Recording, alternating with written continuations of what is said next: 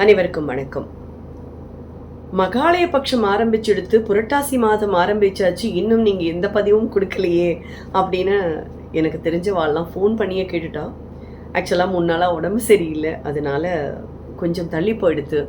மகாலய பட்சம் ஆரம்பித்து இன்னைக்கு சதுர்த்தி திதி 4வது நாள். ஆக்சுவலாக இது எப்படின்னா, புரட்டாசி மாதத்தில் பௌர்ணமிக்கு அப்புறமா வரக்கூடிய பிரதமை திதியிலிருந்து அமாவாசை வரைக்குமான 15 நாட்கள் மகாலயபட்சம்னு சொல்கிறோம். இந்த 15 நாட்களுமே தர்ப்பணம் செய்ய ஏற்ற நாட்கள் அப்படிங்கிறது ரொம்ப முக்கியம். மகாலயம் அப்படின்னா கூட்டமாக வருதல் அப்படின்னு பொருள். பட்சம்னா 15 நாட்கள்.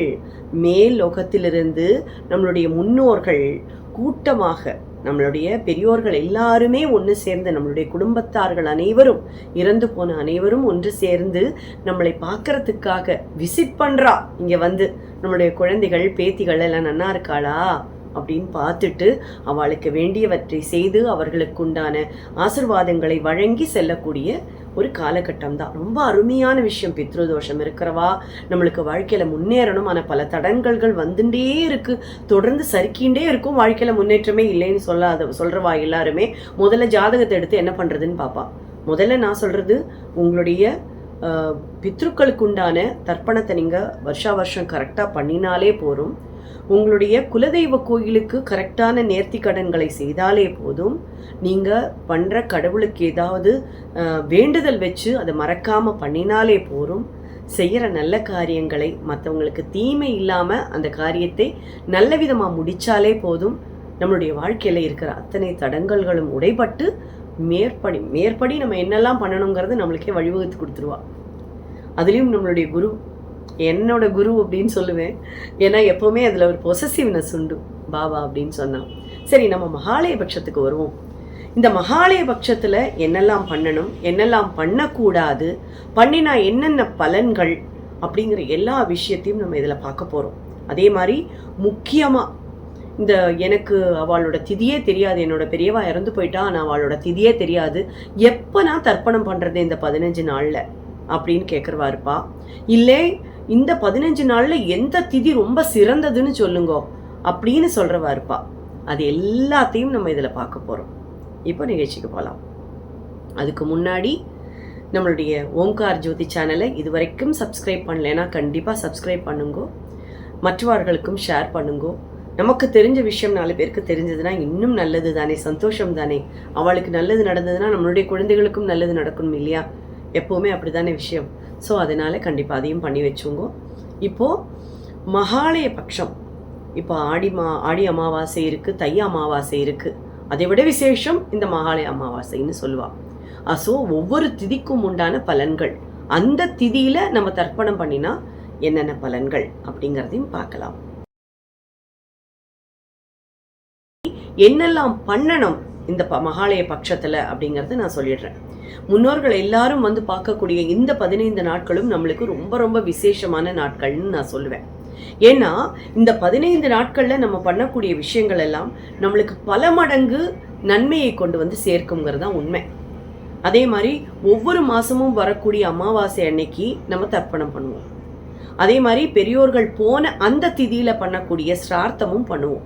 ஆனால் இந்த மகாலய பட்சத்தில் மாத்திரம் 15 நாட்களுமே தர்ப்பணம் பண்ணலாம். அதுதான் அங்கே முக்கியமாக கவனிக்கப்பட வேண்டிய விஷயம். அப்படி தர்ப்பணம் பண்ணினோமானா என்னெல்லாம் பலன் கிடைக்கும் அப்படிங்கிறதுன்னு சொல்கிறேன். அதுக்கு முன்னாடி என்னெல்லாம் பண்ணணும் இந்த 15 நாட்கள்லங்கிறதும் தெரிஞ்சுக்கணும் இல்லையா? ஸோ இந்த 15 நாட்களில் புனித நீராடுறது அப்படிங்கிறது ஒரு விஷயம். அதாவது கங்கை, காவிரி இந்த மாதிரி இடங்களுக்கு போய் புனித நீராடி அங்கே தர்ப்பணம் பண்ணுறதுங்கிறது ரொம்ப விசேஷமான ஒரு விஷயம். அதே மாதிரி ரொம்ப ஏழப்பட்ட மாணவர்களாக இருக்கட்டும், இல்லை கல்யாணம் நடக்காத கன்னி பெண்களாகட்டும், இவாளுக்கெல்லாம் பொருளாதார ரீதியாக உதவி செய்கிறதுங்கிறது ரொம்ப நல்ல விஷயம். முடிஞ்ச அளவுக்கு அன்னதானங்கள் கொடுக்கறது மிகப்பெரிய சந்தோஷத்தையும் நம்மளுக்கு நிம்மதியும் வாழ்க்கையில் கொண்டு வந்து கொடுக்கும். ஏன்னா இந்த 15 நாட்கள் அவ்வளோ பொக்கிஷமான நாட்கள் நம்மளுக்கு. ஏன்னா பலன்கள் எல்லாம் கூடுதலாக நம்மளுக்கு கிடைக்கக்கூடிய நாட்கள்னு சொல்லலாம். அதே மாதிரி சிலவாள்லாம் இன்னும் பார்த்தோம்னா நம்மளுடைய ப்ரீவியஸ் ஜென்ரேஷனை நம்மளுக்கு ஞாபகம் இருக்கும், பாட்டி தாத்தாவையும் ஞாபகம் இருக்கும். அதுக்கு முன்னாடி கேட்டால் நிறைய பேருக்கு தெரியாது. ஆனால் இந்த தர்ப்பணம் பண்ணும்போது நம்மளுடைய மூதாதையர்களுடைய ஒரு 3 தலைமுறையாவது நம்மளுக்கு ஞாபகம் வச்சுக்கணும். இப்போ அப்பான்னா அப்பாவோட அப்பா, அப்பாவோட அப்பாவோட அப்பா, அந்த மாதிரி. அம்மானா அம்மாவோட அம்மா, அந்த மாதிரி வரிசையா. அப்படி 3 தலைமுறைகளும் நம்மளுக்கு தெரியுமா அப்படின்னு கேட்டால் பல வீடுகளில் 2 தலைமுறைக்கு மேலேயே. எங்கள் வீட்லேயே வந்து அப்பாவோடது வேணா தெரியும், அம்மாவோடது 2 தலைமுறைக்கு மேலே எனக்கு தெரியாது அப்படின்னு சொல்லுவேன், அந்த மாதிரி. ஸோ அதெல்லாம் என்ன பண்ணணும்னா இப்போவே குழந்தைகளுக்கு சொல்லி கொடுத்துடணும். சொல்லி கொடுக்கறது மட்டும் இல்லை, நம்மளுடைய குடும்ப டைரியா ஒன்று போட்டு வச்சுட்டு அதில் நம்ம அப்பா அம்மா யார், அவ அப்பா அம்மா யார் அப்படின்னு வரிசையாக இந்த ஃபேமிலி ட்ரீன்னு சொல்லிட்டு நம்மளோட குழந்தைகள்லாம் படிக்கும்போது கொடுப்பா பாருங்க. அதெல்லாம் ரொம்ப நல்ல விஷயம் ஆக்சுவலாக. அந்த இதெல்லாம் எடுத்து வச்சுக்கணும். ஏன்னா என்னென்னமோ சரித்திரத்தில் நடந்த எப்போவோ நடந்த விஷயங்கள் எல்லாம் இப்போ உட்காந்து படிச்சுட்டு இருக்கோம்.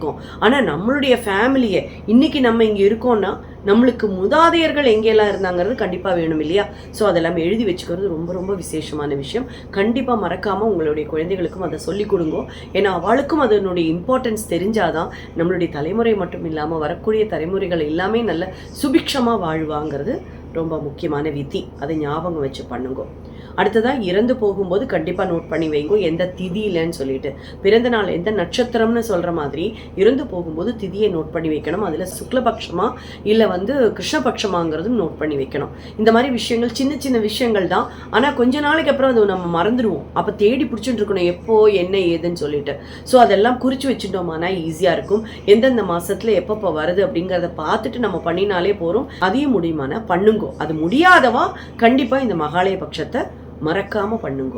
ஓகே, புரட்டாசி மாசத்துல பௌர்ணமி முடிஞ்சு பிரதமை அன்னைக்கு தர்ப்பணம் பண்ணினோமானா பணக்கஷ்டம் தீர்ந்து பணம் வந்து சேரும். 2ஆம் நாளான த்விதியை திதியில தர்ப்பணம் செஞ்சா ஒழுக்கமான குழந்தைகள் பிறப்பார்கள். 3ஆம் நாளான திருதியை திதியில தர்ப்பணம் செஞ்சா நினைத்த காரியங்கள் அனைத்தும் நிறைவேறும். 4ஆம் நாளான சதுர்த்தி திதியில தர்ப்பணம் செஞ்சா எதிரிகளால தொல்லை இல்லாமல் வாழலாம். 5ஆம் நாள் அன்னைக்கு பஞ்சமி திதியில தர்ப்பணம் செஞ்சா வீடு நிலம் முதலிய சொத்துக்கள் வாங்கி செல்வ செழிப்புடன் வாழலாம். 6ஆம் நாளான சஷ்டி அன்னைக்கு தர்ப்பணம் செஞ்சா பேரும் புகழும் கிடைக்கும். 7ஆம் நாளான சப்தமி திதியில தர்ப்பணம் செஞ்சா சிறந்த பதவிகளை அடையலாம்.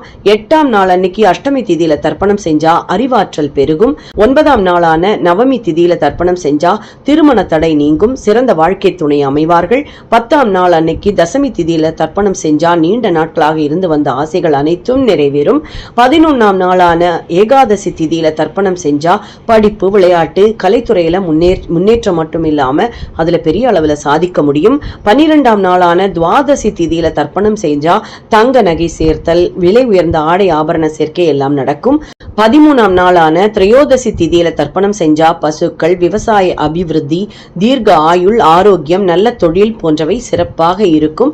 14ஆம் நாளான சதுர்தசி திதியில தர்ப்பணம் செஞ்சா பாவங்கள் நீங்கும், வருங்கால தலைமுறைக்கு நன்மைகள் வந்து சேரும். அடுத்து 15ஆம் நாள் அன்னைக்கு மகாலய அமாவாசை நாளாகும். மகாலய பட்சம் தர்ப்பணம் செஞ்சா நமது முன்னோர்களின் ஆசியோட நமது வாழ்க்கையும் நமது குழந்தைகளின் வாழ்க்கையும் உயர்வு பெறும், இது நிச்சயம். இந்த மகாலய பட்சத்துல மாத்திரம் 16 நாட்களும் முக்குலத்தினரும் பிராமணால் சுத்ரால் வைஷ்யால் 3 பேருமே 3 குலத்தை சேர்ந்தவர்களும் 16 நாட்களும், அதாவது 15 16னா இந்த பிரதமையிலேருந்து அடுத்த பிரதமை வரை அப்படிங்கிற கணக்கு. 16 நாட்களும் நம்மளுடைய முன்னோர்கள் நம்ம வீட்டில் வந்து தங்கி இருக்கிறனால 16 நாளும் தர்ப்பணம் பண்ணணும் அப்படிங்கிறது விதி. ஆனால் அப்படியெல்லாம் எல்லாராலையும் பண்ண முடியுமானா கண்டிப்பாக கிடையாது. ஏன்னா மகாலய அமாவாசை அன்னைக்கு நீங்கள் அப்படியே எல்லாத்தையும் சேர்த்து பண்ணிடுங்கன்னு சொல்லி எல்லாருக்காகவும் சேர்த்து ஒரே நாளில் பண்ணுறது தான் இப்போ நடந்துட்டு இருக்கிற நடைமுறை. நீங்கள் எல்லாரும் பார்த்துருப்பீங்க, இந்தந்த திதியில் தர்ப்பணம் பண்ணினோமானா இவ்வளவும் நல்ல காரியங்கள் நடக்கும். மகாலய பட்சத்தில் இப்போ நீங்கள் பார்த்து கொண்டிருக்கிற இந்த தேதிகளும் திதிகளும் ரொம்ப ரொம்ப சிறந்தது தர்ப்பணம் பண்ணுறதுக்கு. இதையும் நீங்கள் குறித்து வச்சுக்கோங்க.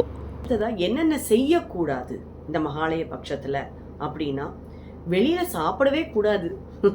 15 நாட்களும் நம்ம வீட்டில் தான் சமைச்சு சாப்பிடணும். எவ்வளோ பேருக்கு இது பொருந்துங்கிறது எனக்கு தெரியாது, ஆனால் அதுதான் இதனுடைய விதிமுறை, அதனால சொல்கிறேன். ஸோ 15 நாட்கள் வெளியில் சாப்பிட்றத அவாய்ட் பண்ணிக்கணும். நம்ம வீட்லேயே சமையல் பண்ணினா கூட வெங்காயம் பூண்டு விதமான மசாலா ஐட்டம்ஸ் இருக்கவே கூடாது கண்டிப்பாக. அதுக்கப்புறம் ஜென்ஸாக இருந்தால் ஷேவிங் பண்ணக்கூடாது. குடும்பத்தில் தாம்பத்திய உறவு இருக்கக்கூடாது, அவாய்ட் பண்ணணும். இதெல்லாம் முக்கியமான விஷயங்கள், செய்யக்கூடாதவை.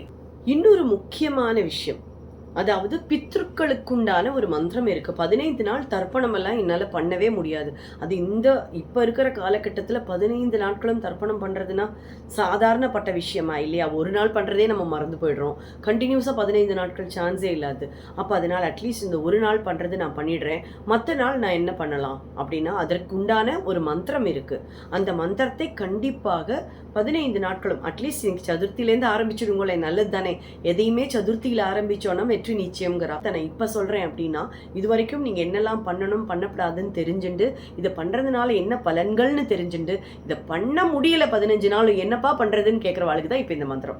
இந்த பித்ருஸ்துதிய கண்டிப்பா இந்த மகாலய அமாவாசை வரைக்கும் சொல்றது மகா விசேஷம். கண்டிப்பா இதை கேளுங்கோ. சொல்ல முடியாதவா இது கூடவே சொல்லுங்கோ. அதுக்கான வழிகளையும் நான் உங்களுக்கு இங்க கொடுத்துருக்கேன். பித்ருஸ்துதி. ஸ்ரீ பிரம்ம உவாச்ச ஓம் நமः பித்ரே ஜன்மதாத்ரே சர்வதேவமயாய च சுகதாய பிரசன்னாய சுப்ரீதாய மகாத்மனே சர்வயஞஸ்வரூபாய ஸ்வர்காய பரமேஷணே சர்வதீர்த்தாவலோகாய கருணாசாகராய च நமः சதா ஆசுதோஷாய சிவரூபாய தே நமः சதா அபராதசமினே சுகாய சுகதாய च दुर्लभं मानुषमिदं येन सप्तं मया वपुः सम्भावनीयं धर्मार्थे तस्मै पित्रे नमो नमः तीर्थस्नानतपो होमं जपादिभस्मदर्शनं महाक्रोश्च कुर्वे तस्मै पित्रे नमो नमः यस्य प्रणाभस्तवनाच्कोडी च पितृतर्पणम् अश्वमेधचतैस्तुल्यं தஸ்மை பித்ரே நமோ நமஹா. புரிஞ்சது இல்லையா? ஸோ இதை இனிமே கண்டிப்பாக கண்டினியூஸாக கேளுங்க. 16 நாளைக்கும் பித்ருக்களுக்கான மந்திரத்தை இதை சொல்லிட்டு நம்ம பண்ணுறக்கூடிய பூஜைகளும் சேர்ந்ததுன்னா நம்ம கொடுத்துருக்கிற அந்த 4-5 ரெஸ்ட்ரிக்ஷனையும் மாத்திரம் ஃபாலோ பண்ணிட்டேன்னா போகிறோம். ஜாம்னு இருக்கலாம் லைஃப்பில். ஸோ இந்த மகாலய பட்சத்தில் எல்லாருடைய பெரியவாளும் நம்மளுக்கு அனுகிரகம் பண்ணட்டும். அவளை மனசார பிரார்த்தனை பண்ணிட்டு நம்மளுடைய குலதெய்வத்தையும் பிரார்த்தனை பண்ணிட்டு நம்மளுடைய குருவையும் பிரார்த்தனை பண்ணிட்டு இதை பண்ணினோமானா நம்மளுக்கு கிடைக்கக்கூடிய சம்பத்து பல மடங்காக உயர்ந்து நம்மளுக்கு வரக்கூடிய சம்பத்து சீக்கிரமாக வந்து சேர வாழ்த்துக்கள். மீண்டும் சந்திப்போம்.